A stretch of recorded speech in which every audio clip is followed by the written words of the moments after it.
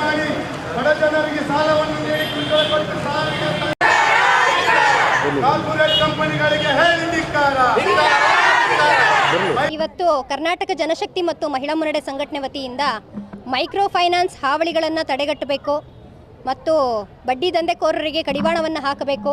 ಅಯೋಧ್ಯೆಯಲ್ಲಿ ಏನು ದಲಿತ ಹೆಣ್ಣುಮಗಳ ಮೇಲೆ ಸಾಮೂಹಿಕವಾಗಿರುವಂತಹ ಒಂದು ಅತ್ಯಾಚಾರ ನಡೆದಿದೆ, ಅದರ ವಿರುದ್ಧವಾಗಿ ಕಾನೂನು ಕ್ರಮ ಆಗಬೇಕು. ಮತ್ತು ಏನು ಕೇಂದ್ರದ ಒಕ್ಕೂಟ ಸರ್ಕಾರ ಬಜೆಟನ್ನು ಮಂಡನೆ ಮಾಡಿದೆ, ಅದು ಬಡವರ ವಿರೋಧಿಯಾಗಿದೆ. ಆ ಬಜೆಟನ್ನು ವಿರೋಧಿಸಿ ನಾವು ಇವತ್ತಿನ ದಿನ ಹೋರಾಟವನ್ನು ಹಮ್ಮಿಕೊಂಡಿದ್ದೀವಿ. ಮಂಡ್ಯದಲ್ಲಿ ನಿಮಗೆಲ್ರಿಗೂ ಗೊತ್ತಿರೋಂಗೆ ಹಲವಾರು ದಿನಗಳಿಂದಲೂ ಕೂಡ ಮೈಕ್ರೋ ಫೈನಾನ್ಸ್ಗಳ ಹಾವಳಿ ಜಾಸ್ತಿ ಆಗಿರೋದ್ರಿಂದ ಹೆಣ್ಣು ಮಕ್ಕಳುಗಳು, ರೈತರುಗಳು ಆತ್ಮಹತ್ಯೆಗೆ ಒಳಗಾಗ್ತಿದ್ದಾರೆ. ರಾಜ್ಯ ಸರ್ಕಾರ ಮೈಕ್ರೋ ಫೈನಾನ್ಸ್ ಹಾವಳಿಗಳನ್ನು ತಡೆಗಟ್ಟಬೇಕು ಅಂತ ಹೇಳಿ ಒಂದು ಸುಗ್ರೀವಾಜ್ಞೆಯನ್ನು ಹೊರಡಿಸಿದೆ. ಆದರೆ ಬರೀ ಸುಗ್ರೀವಾಜ್ಞೆಯನ್ನು ಹೊರಡಿಸ್ಬಿಟ್ರೆ ಮಾತ್ರ ಸಾಕಾಗೋದಿಲ್ಲ. ಇವತ್ತು ರೈತರು, ಮಹಿಳೆಯರೆಲ್ಲರೂ ಕೂಡ, ಜನಸಾಮಾನ್ಯರು ಕೊರೋನಾದಂಥ ಸಂಕಟದ ಕಾಲದಿಂದನೂ ಕೂಡ ಸಾಲದ ಸುಳಿಯಲ್ಲಿ ಸಿಳ್ಕೊಂಡಿದ್ದಾರೆ. ಜೊತೆಗೆ ಒಂದು ಅಗತ್ಯ ವಸ್ತುಗಳ ಬೆಲೆ ಏರಿಕೆಯಿಂದಾಗಿ ಅವರು ಕೊಂಡು ತಿನ್ನುವಂಥ ಪದಾರ್ಥಗಳ ಬೆಲೆ ಗಗನಕ್ಕೇರ್ಕೊಂಡಿದೆ. ಹಂಗಾಗಿ ಅವರಿಗೆ ಯಾವುದೇ ರೀತಿಯಾದಂಥ ಸಾಲ ಸೌಲಭ್ಯಗಳಾಗಲಿ, ಸರ್ಕಾರದಿಂದ ಸಿಗ್ತಿರುವಂತಹ ಒಂದು ಸೌಲಭ್ಯಗಳಾಗಲಿ ಯಾವುದು ಸಿಗ್ತಾ ಇಲ್ಲ. ಆ ಕಾರಣದಿಂದಾಗಿ ಇವತ್ತು ಜನ ವಿನಾಕಾರಣವಾಗಿ ಒಂದು ಮೈಕ್ರೋ ಫೈನಾನ್ಸ್ಗಳ ಹಾವಳಿಯ ಸುಳಿಗೆ ಸಿಲುಕೊಂಡು ಆತ್ಮಹತ್ಯೆ ಕಡೆಗೆ ಸಾಗ್ತಾ ಇದ್ದಾರೆ.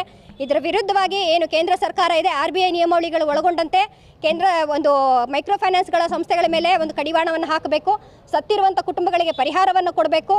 ಮತ್ತು ಅಯೋಧ್ಯೆಯಲ್ಲಿ ನಡೆದಿರುವಂತಹ ಒಂದು ದಲಿತ ಹೆಣ್ಣು ಮಗಳ ಸಾಮೂಹಿಕ ಅತ್ಯಾಚಾರವನ್ನು ತಡೆಗಟ್ಟೋದ್ರಲ್ಲಿ ಅಲ್ಲಿಯಂತಹ BJP ಸರ್ಕಾರ ಕಠಿಣವಾಗಿರುವಂಥ ಕ್ರಮವನ್ನು ಕೈಗೊಳ್ಳಬೇಕು ಅಂತ ಹೇಳಿ ಈ ಮೂಲಕ ಆಗ್ರಹಿಸ್ತಾ ಇದ್ದೀವಿ.